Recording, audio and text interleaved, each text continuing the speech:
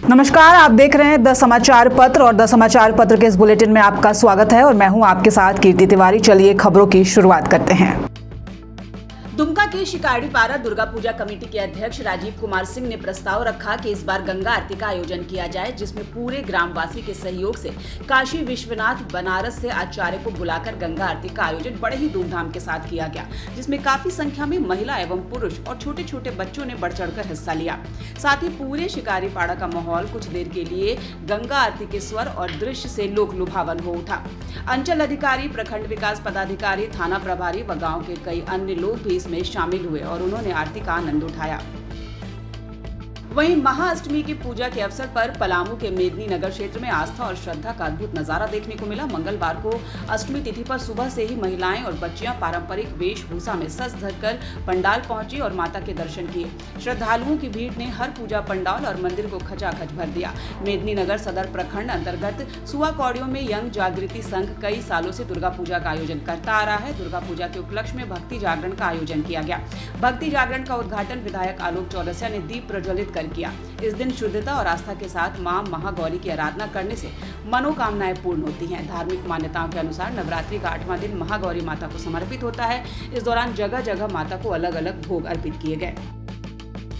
अब बात आदिशक्ति मां दुर्गा की। आदिशक्ति मां दुर्गा की भक्ति का नजारा अगर देखना हो तो रांची के झारखंड आर्म्ड पुलिस के जवानों की भक्ति में देखिए। जैप 1 में गोरखा बटालियन के जवान अद्भुत तरीके से नवमी की पूजा करते नजर आए। जैप 1 में नवमी की पूजा की शुरुआत 9 कुंवारी कन्या की पूजा के साथ होती है और फिर बंदूक की सलामी के बीच अस्त्र शस्त्र की पूजा की जाती है। नवमी के दिन रांची जैप 1 में एक अद्भुत नजारा देखने को मिलता है। झारखंड आर्म्ड पुलिस जैप के जवान नवमी के दिन माँ दुर्गा की आराधना करते हुए अपने हथियारों की पूजा करते हैं।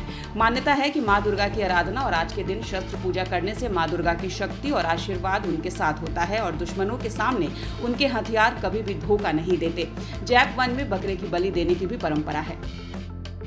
अब बात राज्यपाल की। राज्यपाल संतोष कुमार गंगवार आज श्री गुरु तेग बहादुर जी महाराज की 350वीं शहादत शताब्दी वर्ष के अवसर पर गुरु नानक स्कूल रांची में आयोजित जागृति यात्रा कार्यक्रम में सम्मिलित हुए और कीर्तन श्रवण का आशीर्वाद प्राप्त किया। बता दें कि यह जागृति यात्रा श्री गुरु तेग बहादुर जी महाराज की 350वीं शहादत शताब्दी वर्ष को समर्पित है।